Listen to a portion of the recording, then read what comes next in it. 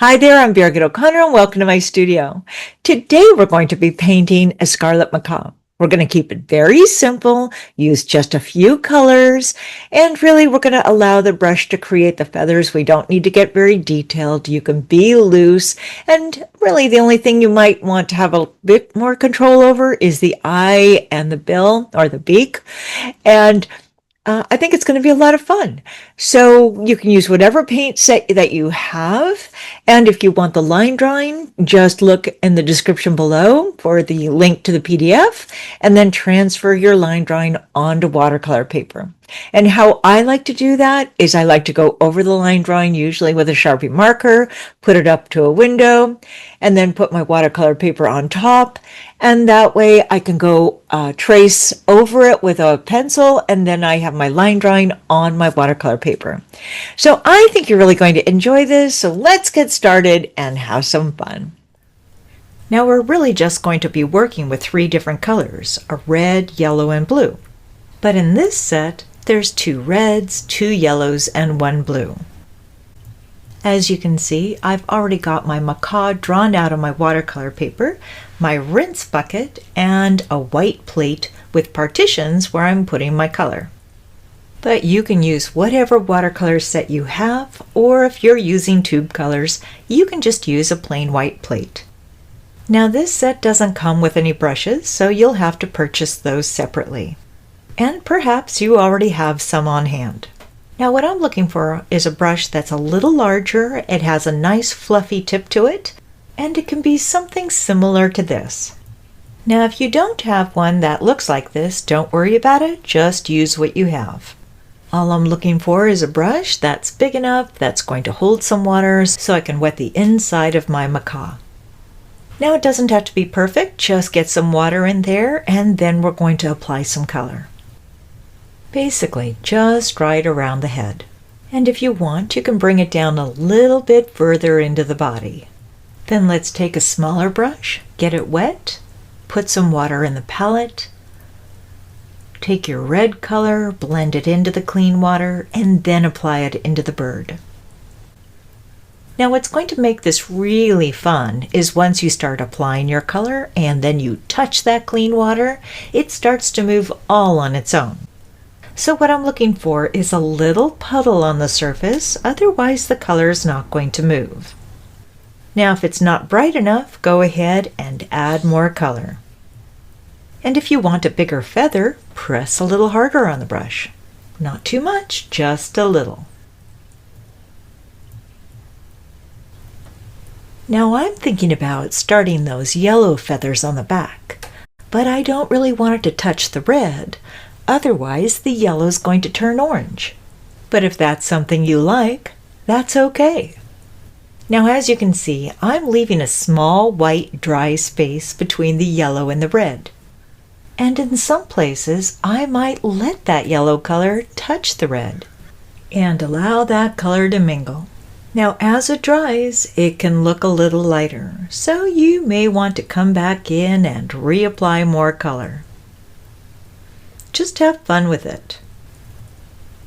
Now moving on to those dark blue feathers on the back, just like we did for the head, let's apply a little bit of water and then our blue color. Let it run and mingle into the clean water, and if it touches a little bit of that yellow, that's okay. Now if you notice, I'm holding the brush a little higher up the handle, and by doing this, I'm getting more of a painterly look. But if I wanted more detail, I'd hold my brush a little closer to the tip. Now what I really like about this is that I just like to see the color move in the water, because it seems to have a life of its own and it's almost like magic. Now if I painted the whole bird, I would have to use a huge piece of paper. Or if I wanted to fit it all into this painting right here, it would be really tiny. And that wouldn't necessarily be as much fun as playing with all this color. Now it's time to start thinking about the face. And if you know macaws, they don't have that red color there. It's pretty light. The face looks almost white, and the beak has just a slight yellow cast to it. So all that means is that we're going to have more water in our color blend. So go ahead, fill in the beak, face, and paint around the eye.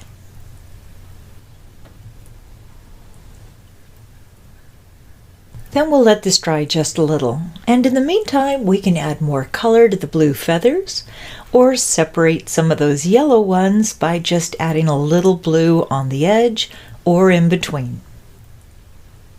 And if you want, you can leave it this way, or what I sometimes like to do is to take clean water or semi-clean water and take my brush and go along the outside edge of my painting and touch some areas to allow some of that color that's inside of my drawing to spill out into that clean water.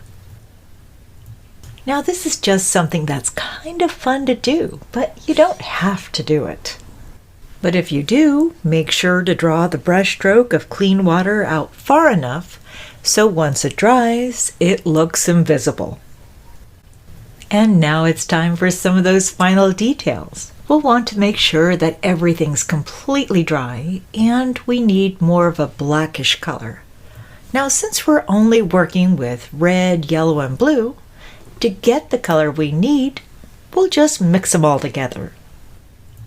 And if it seems too blue, add more yellow or red, or if it seems too much of one color, add more of the other. Now as we do this, we don't want to add too much color. We're just basically trying to separate the beak from the face and add that dark chin that they have.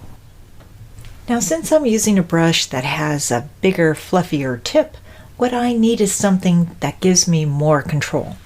So I'm looking for one that's a little more narrow and holds less water. Now I get much more specific on the types of brushes, paper, and colors that I use in my adult courses. Now as you know, we're mixing our really dark color that's going to be our replacement for black. So what I'd like you to notice is how I'm balancing the color.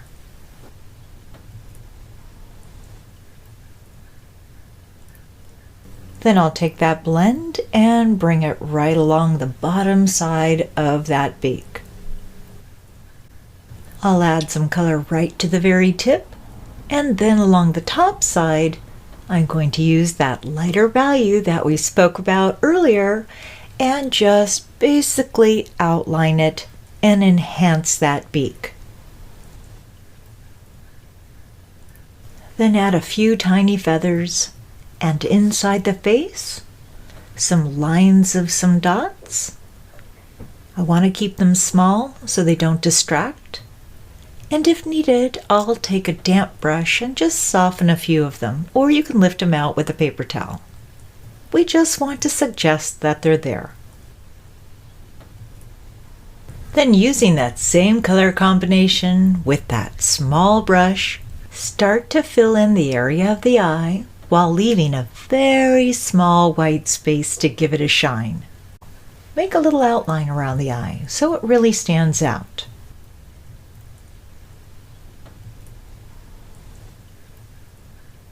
Now to finish it off, you can always do a little more painting, and if that white space seems just too big, take a small brush and spatter some color.